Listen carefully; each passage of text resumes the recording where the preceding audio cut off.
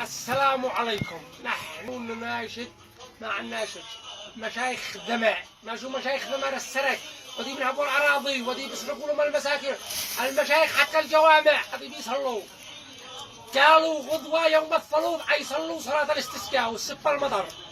فاحنا نقول لديهم زلط المليارات الدولارات انهم يضحوا لله، هذه معاهم مليارات أميات. ونقول للغرباء القبائل هذه لا شيء أزمة بترول يدخلوا بالشاصة بالأحمرة بالدواب بالكل يعبون بالزكر ويعبي الأحمر.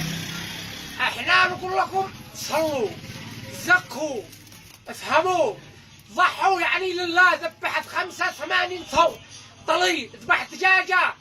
أهم شيء إن الباري يرحمنا وينزل المطر. لو شي مباراة لا دعينا الشباب حقنا من الساعة 5 بعد الغداء، قدوا في الاستراحة مخزنين والمباراة ساعة ودعينا الاستراحة. لو نقول